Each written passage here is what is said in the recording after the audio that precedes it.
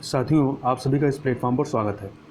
यहाँ पर हम लोग विजन आईएएस जो कोचिंग संस्था है, इनके द्वारा पर डे का करंट दिया जाता है न्यूज़ टुडे नाम से। और यह जो करंट है आपको इनके वेबसाइट पर आपको फ्री में उपलब्ध होता है। वहाँ से जाकर आप इसको डेली का डाउनलोड कर सकते हैं। तो इसी करंट अफेयर को जो डेली इनके द्वारा दिया जाता है, उसी को मैं यहाँ पर वीडियो के माध्यम से आप तक उपलब्ध करा रहा हूँ और आगे भी कोशिश करूँगा कि आप तक इसको उपलब्ध करा सकूँ। तो ये 27 और 28 जून 2021 का करंट अफेयर है। यह सिविल सेवा की तैयारी करने वाले छात्रों के लिए काफ़ी महत्वपूर्ण करंट अफेयर होता है। तो चलिए, जो 27 और 28 जून के महत्वपूर्ण करंट अफेयर हैं उनको यहाँ पर हम लोग देख लेते हैं। तो इसमें पहला है, पर्यावरण, वन और जलवायु परिवर्तन मंत्रालय ने भारतीय वन अधिनियम 1927 में, तो पहली बात अधिनियम याद रखिएगा, भारतीय वन अधिनियम 1927 में संशोधन के लिए अभिरुचि की अभिव्यक्ति, एक्सप्रेशन ऑफ इंटरेस्ट आमंत्रित किया है। ठीक है, भारतीय वन अधिनियम 1927 के बारे में बात करें तो ये जो भारतीय वन अधिनियम 1927 है, इसका जो अधिदेश है, वनों या महत्वपूर्ण वन्य जीवों वाले क्षेत्रों को समेकित और संरक्षित करना, वन उत्पादों के संचलन और पारगमन को विनियमित करना तथा काष्ठ एवं अन्य वनोपज पर शुल्क आरोपित करना है। मतलब ये आपका भारतीय वन अधिनियम 1927 का अधिदेश रहा है।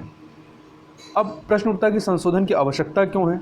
तो कुछ कारण बताए गए हैं यहाँ पर, जिसकी वजह से इसमें इन संशोधनों की, मतलब आगे संशोधनों की आवश्यकता है। आरक्षित वनों, संरक्षित वनों और अवर्गीकृत वनों की मौजूदा श्रेणियों की समीक्षा करना। अभी जो ये जो आपका भारतीय वन अधिनियम है, इसमें 3 प्रकार की श्रेणियां हैं। आरक्षित वन है, दूसरा जो कैटेगरी है संरक्षित वनों की, और तीसरा है अवर्गीकृत वनों की। इन तीनों श्रेणियों की समीक्षा करना। ये जो श्रेणियां हैं, ये सभी मुख्य रूप से राजस्व सृजन के औपनिवेशिक हितों की पूर्ति के लिए वर्गीकृत किए गए थे। इसके अलावा भारतीय वन अधिनियम में जीवों, जैव विविधता और पारिस्थितिकी संतुलन पर ध्यान देने का अभाव है। इसकी वजह से भी इसमें संशोधन की आवश्यकता है। इसके अलावा स्थानीय ज्ञान और अभिशासन प्रणाली के माध्यम से स्थानीय समुदायों द्वारा संरक्षित सामुदायिक संरक्षित क्षेत्रों को मान्यता का अभाव भी इस भारतीय वन अधिनियम में अभी है। अब आगे देखें इसमें, तो संशोधन जो होगा आपका, वो विभिन्न मंत्रालयों, संगठनों द्वारा लागू कानूनों की समीक्षा करने की केंद्र सरकार की पहल के अनुरूप है, ताकि उन्हें समकालीन आवश्यकताओं के साथ समकालिक बनाया जा सके। अब जो संशोधन का उद्देश्य है वो क्या है? श्रेणीबद्ध दंड का प्रावधान करना और राज्यों या राष्ट्रीय सीमाओं के पार वन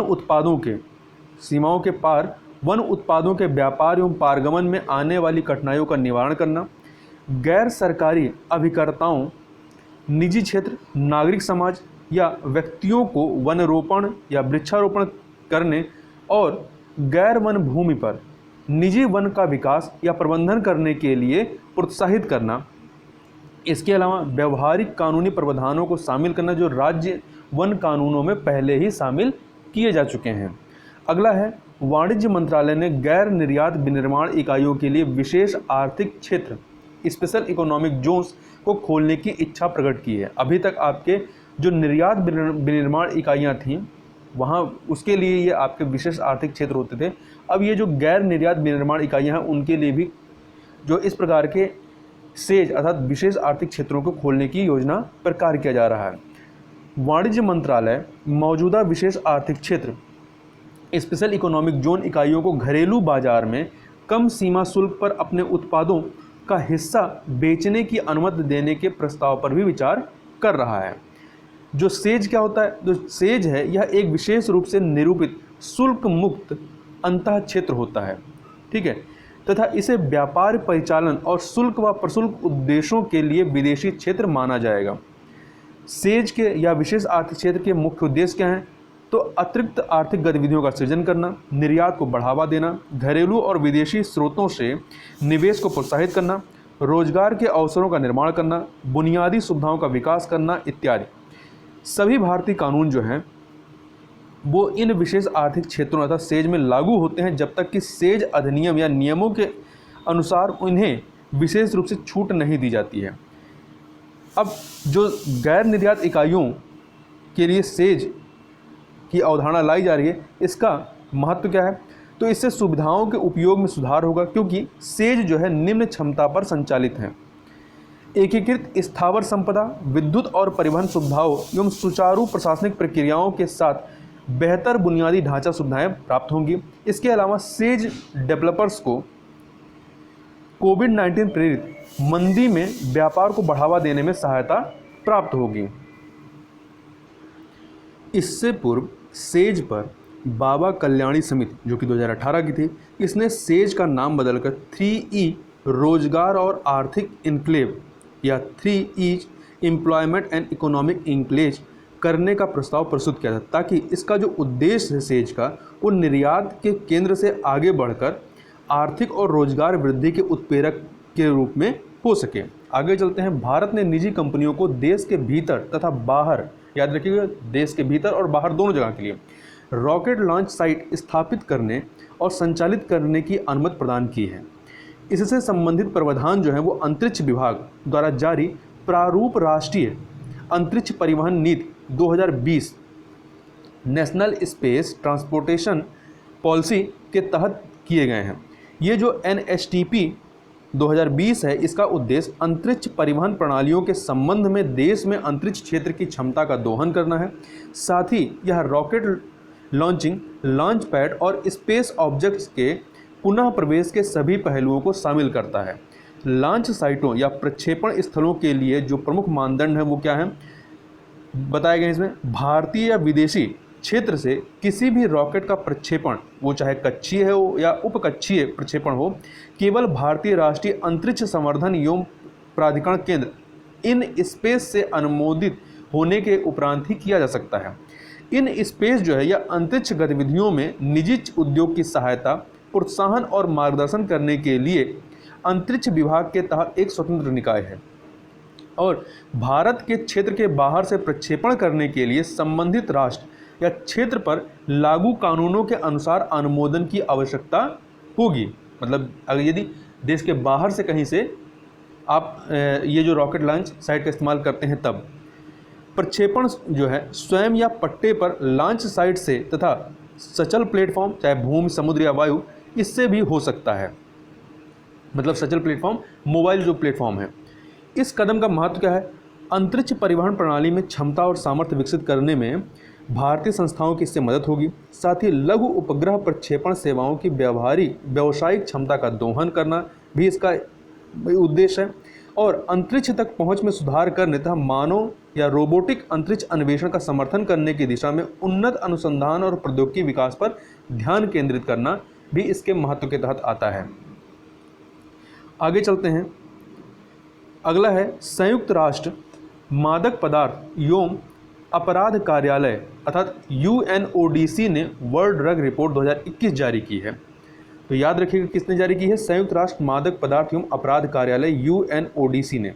यह रिपोर्ट वैश्विक मादक पदार्थों के बाजारों का विश्लेषण प्रदान करती है। इसमें विश्व में मादक पदार्थों की समस्या पर कोविड-19 महामारी के प्रभाव पर विशेष ध्यान दिया गया है। रिपोर्ट का जो मुख्य निष्कर्ष हैं उसको देखें तो वर्ष 2010 से 19 के बीच मादक पदार्थों का सेवन करने वालों की संख्या में 22% की वृद्धि हुई है। 2010 से 2019 के बीच में बढ़ती वेब आधारित बिक्री, जैसे कि डार्क वेब के माध्यम से, वैश्विक मादक पदार्थों के सेवन के प्रारूप को परिवर्तित कर सकती है। ये जो बढ़ती वेब आधारित जो प्रवृत्ति है, ये कोविड-19 से संबंधित कारकों जैसे बेरोजगारी, मानसिक स्वास्थ्य की स्थिति आदि ने मादक पदार्थों के सेवन संबंधी विकारों को या विकारों में वृद्धि को प्रेरित किया है। कोविड-19 ने मादक पदार्थों की तस्करी के कुछ प्रारूपों को तीव्र कर दिया, जैसे निजी विमानों का बढ़ता उपयोग, मादक पदार्थों की प्रदायगी के लिए संपर्क रहित तरीके, जल मार्गों के उपयोग में वृद्धि आदि। कोविड-19 प्रेरित प्रौद्योगिकी के उपयोग ने मादक पदार्थों की रोकथाम और उपचार सेवाओं में नवाचार को गति प्रदान की है। इसके अतिरिक्त सामाजिक न्याय और अधिकारिता मंत्रालय ने मादक पदार्थों के दुरुपयोग एवं अवैध तस्करी के विरुद्ध अंतर्राष्ट्रीय दिवस, अर्थात यह अंतर्राष्ट्रीय दिवस कब मनाया जाता है? 26 जून को। इस दिवस पर नशा मुक्त भारत अभियान के लिए एक वेबसाइट लॉन्च की है। ये जो नशा मुक्त भारत अभियान है, इसको देश के 272 सबसे सुभेद्य जिलों में, जहाँ इसका प्रभाव सबसे अधिक है नशा से संबंधित प्रवृत्तियों का, तो उन सुभेद जिलों में वर्ष 2020 में आरंभ किया गया था। अर्थात नशा मुक्त भारत अभियान जो है कब प्रारंभ किया गया था? 2020 में। और जो ये आपका सामाजिक न्याय और अधिकारिता मंत्रालय, इसके द्वारा कुछ अन्य पहले भी की गई हैं, मतलब कदम उठाए गए हैं। कौन कौन से? जैसे कि मादक पदार्थों की मांग में कमी के लिए राष्ट्रीय कार्य योजना 2018 से 2025 को तैयार किया गया है। स्वयंसेवी संगठनों के माध्यम से बेवशनियों जो इसका वेशन करते हैं की पहचान, उपचार और पुनर्वास के लिए समुदाय आधारित सेवाएं की भी सुविधाएं ली जा रही हैं। और नशा मुक्ति केंद्रों के संचालन के लिए गैर सरकारी संगठनों को वित्तीय सहायता भी उपलब्ध कराई जा रही है इस मंत्रालय अर्थात सामाजिक न्याय और अधिकारिता मंत्रालय के द्वारा। आगे चलते हैं। अगला है, पर्यटन मंत्रालय ने सतत पर्यटन के लिए प्रारूप राष्ट्रीय रणनीति और रोडमैप जारी किया है। तो इसमें क्या है? सतत पर्यटन में पर्यटकों, उद्योग, पर्यावरण और मेजबान समुदायों की आवश्यकताओं की पूर्ति करते हुए वर्तमान एवं भविष्य के आर्थिक, सामाजिक तथा पर्यावरणीय प्रभावों को ध्यान में रखा जाता है। तो सतत पर्यटन की ये एक प्रकार से डिफिनेशन हुई। सततता अर्थात ये जो सतत पर्यटन है, इसके संदर्भ में भारत की स्थिति जो है निम्न स्तरीय है। इसको आप ऐसे देख सकते हैं कि Bharat adventure tourism development index 2020 में 96 में 96वें स्थान पर तथा वर्ष 2019 में पर्यावरणीय संधारिता में 128वें स्थान पर था। अब ये जो प्रारूप रणनीति है, इसकी जो कुछ मुख्य विशेषताएं हैं उसको देख लेते हैं। सबसे पहले इसका लक्ष्य क्या है? तो सतत पर्यटन विकास को मुख्य धारा में लाना तथा पारिस्थितिकी पर्यटन और साहसिक पर्यटन अर्थात एडवेंचर टूरिज्म के लिए एक गंतव्य के रूप में भारत के आकर्षण एवं प्रतिस्पर्धा में सुधार करना। इसके अलावा रणनीतिक स्तंभों की यदि पहचान देखें कि जो पहचान की है उसको पॉइंट वाइज देखें तो भारत के सतत पर्यटन मानदंड जैसे कि ग्लोबल सस्टेनेबल टूरिज्म काउंसिल के ढांचे के अनुरूप, तो सतत पर्यटन मानदंड पर आधारित सतत पर्यटन के लिए प्रमाणन योजना। इसके अलावा सतत पर्यटन के संबंध में जागरूकता, उसकी समझ और स्वीकृति सृजित करने के लिए सूचना, शिक्षा तथा संचार अभियान, प्रतिस्पर्धा को बढ़ावा देने के लिए राज्यों की रैंकिंग प्रणाली, पारिस्थितिक पर्यटन और साहसिक पर्यटन के चतुर्दिक एक उप ब्रांड निर्मित कर विपणन एवं संवर्धन, राज्य विशिष्ट या गंतव्य विशिष्ट अभियान विकसित करना इत्यादि। इसके अलावा 15 भूमि आधारित, 7 वायु आधारित और 7 जल आधारित गतिविधियों के लिए सुरक्षा मानक एवं विनियमन तैयार किए गए हैं जो भारत में उपलब्ध साहसिक पर्यटन के संपूर्ण क्षेत्र को समाहित करते हैं। इसके अलावा विपणन, संचालन, उत्पाद और अनुभव निर्माण, गुणवत्ता आश्वासन व वित्त आदि क्षेत्रों में निजी क्षेत्र की भागीदारी से संबंधित कदम उठाए गए हैं। पर्यटन मंत्रालय रणनीति के कार्यान्वयन के लिए विस्तृत राष्ट्रीय कार्य योजना तैयार करेगा। जो अन्य कुछ सुर्खियां रही उनको भी देख लेते हैं। जैसे ऋण से सकल घरेलू उत्पाद अनुपात, डेब्ट टू जीडीपी रेशियो, ये क्या होता है? यह किसी देश के सार्वजनिक ऋण का उसके सकल घरेलू उत्पाद जीडीपी से अनुपात है। और यह जो है, ये जो अनुपात है, यह किसी देश की अपने ऋणों को चुकाने की क्षमता को इंगित करता है। मतलब जीडीपी के कंपेयर में उसका सार्वजनिक ऋण कितना है। यदि ज़्यादा होगा तो मतलब उसको चुकाने में दिक्कत होगी। सार्वजनिक ऋण भारत की संचित निधि पर भारित केंद्र सरकार की कुल देनदारियां हैं। यदि आप अब देखें कि सार्वजनिक ऋण क्या है, तो ये भारत की संचित निधि पर भारित केंद्र सरकार की कुल देनदारियां हैं जो केंद्र सरकार को वापस मतलब चुकानी है। वित्त वर्ष 2021 में केंद्र सरकार का ऋण बढ़ करके 58.8% हो गया, जो एक वर्ष पूर्व अर्थात 2020 में कितना था? 51.6% था। ये हुआ क्यों? तो यह आर्थिक संकुचन के कारण, जो कि कोविड-19 से प्रेरित जो आर्थिक संकुचन रहा है उसके कारण हुआ है, जिसने सरकार को राजस्व की कमी को पूरा करने के लिए अप्रत्याशित राशि उधार लेने के लिए बाध्य किया। इसके अलावा राज्य वित्तीय उत्तरदायित्व और बजट प्रबंधन, fiscal responsibility and budget management FRBM अधिनियम या एक्ट ने केंद्र के ऋण से जीडीपी अनुपात को, सेंटर के मामले में देखें कि ऋण से जीडीपी अनुपात को वर्ष 2024-25 तक घटा करके 40% तक लाने का लक्ष्य रखा है। और वहीं राज्यों के लिए ऋण से जीडीपी अनुपात को 20% तक लाना अनिवार्य किया है। अब आगे देखते हैं। अगला है, चीन जो है दूसरा सबसे बड़ा निर्यात भागीदार बना। वित्त वर्ष 2021 में चीन जो है भारत का दूसरा बड़ा निर्यात गंतव्य बन गया है। मतलब भारत जो सबसे अधिक जो निर्यात कर रहा है उसमें दूसरे नंबर पे चाइना है। उसने अर्थात चीन ने जो है संयुक्त अरब अमीरात को प्रतिस्थापित किया है। ज्ञातव्य है कि प्रथम स्थान पर संयुक्त राज्य अमेरिका, मतलब जो भारत है सबसे अधिक निर्यात किसको करता है? अमेरिका को करता है और दूसरे नंबर पे अब चाइना हो गया है। गत वर्ष से वित्त वर्ष 2021 में चीन को निर्यात में 28% की प्रभावशाली वृद्धि हुई है। मतलब जो भारत का निर्यात चीन के लिए है वो 28% बढ़ा है, जो 21 बिलियन डॉलर से अधिक हो गया है। चीन के बृहद पैमाने पर अवसंरचना निर्माण, चूँकि वहाँ पे इंफ्रास्ट्रक्चर डेवलपमेंट काफ़ी तेज़ी से हो रहा है, तो इसने ये जो इनका ये सेक्टर है, इसने भारत से बड़ी मात्रा में लौह अयस्क और इस्पात आयात करने के लिए चाइना को प्रेरित किया है, जिससे कि भारत का निर्यात बढ़ा है। कोविड डैशबोर्ड पोर्टल लॉन्च किया गया। इसके संबंध में देखें तो केंद्र सरकार ने ग्रामीण क्षेत्रों में कोविड प्रबंधन की निगरानी करने के लिए इस पोर्टल को लॉन्च किया है। यह किसी को भी ग्राम स्वास्थ्य और स्वच्छता समितियों के गठन, अग्रिम पंक्ति के कार्यकर्ताओं तथा स्वयंसेवकों के नामांकन या विद्यालयों या पंचायत भवनों में आइसोलेशन सेंटर के निर्माण की निगरानी करने की अनुमति देता है। इसके अलावा पोर्टल नीति निर्माताओं और प्रशासकों को यह पता लगाने में सहायता करेगा कि महामारी से उत्पन्न चुनौतियों का सामना करने के लिए जनशक्ति तथा बुनियादी ढांचे के मामले में ग्रामीण भारत कितना तत्पर है। अब आगे देखते हैं सकल पर्यावरण उत्पाद, ग्रॉस इन्वायरमेंट प्रोडक्ट, GEP। तो यह क्या है? तो यह जो GEP है, सकल पर्यावरण उत्पाद, यह आर्थिक विकास का एक सूचक है, जिसमें उस विकास के जो आर्थिक विकास है उस विकास के पर्यावरणीय परिणामों को एक क्षेत्र के पारंपरिक सकल घरेलू उत्पाद में शामिल किया गया है।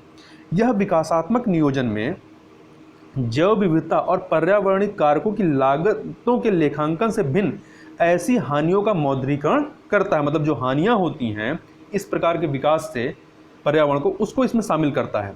उत्तराखंड अपने 4 महत्वपूर्ण प्राकृतिक संसाधनों वायु, जल, वन और मृदा को, तो याद रखिए किसको, वायु, जल, वन और मृदा, और कौन सा राज्य? उत्तराखंड, इनको मौद्रिक मूल्य प्रदान करने वाला देश का प्रथम राज्य बनने के लिए तैयार है। इन प्राकृतिक संसाधनों की गुणवत्ता और मात्रा राज्य के GEP को निर्धारित करेगी, राज्य के सकल पर्यावरण उत्पाद को निर्धारित करेगी। आगे देखते हैं जीनोम अनुक्रमण प्रयोगशाला, जीनोम सीक्वेंसिंग लेबोरेटरी। राजस्थान में जीनोम अनुक्रमण के लिए एक सुविधा आरंभ की गई है, जिसके कारण यह जीनोम अनुक्रमण प्रयोगशाला वाला प्रथम राज्य बन गया है।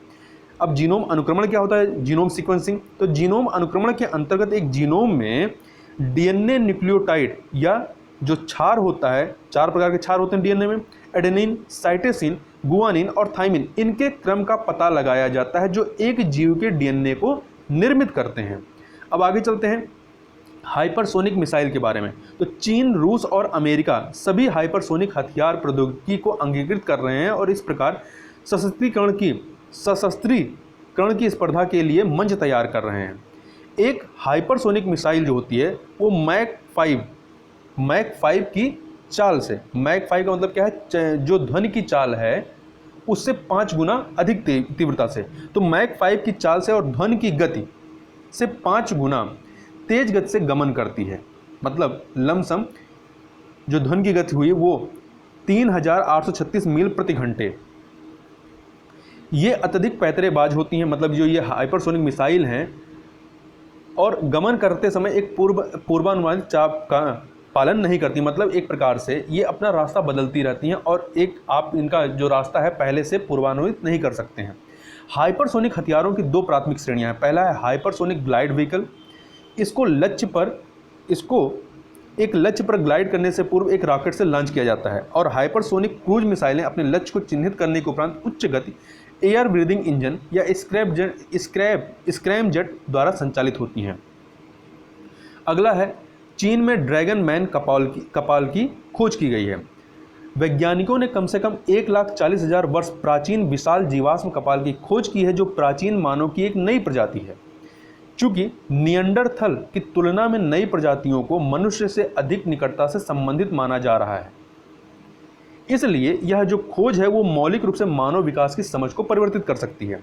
और यह जो नाम दिया गया है ड्रैगन कपाल, यह नाम लॉन्ग जियांग से लिया गया है, जिसका शाब्दिक अर्थ है ड्रैगन नदी।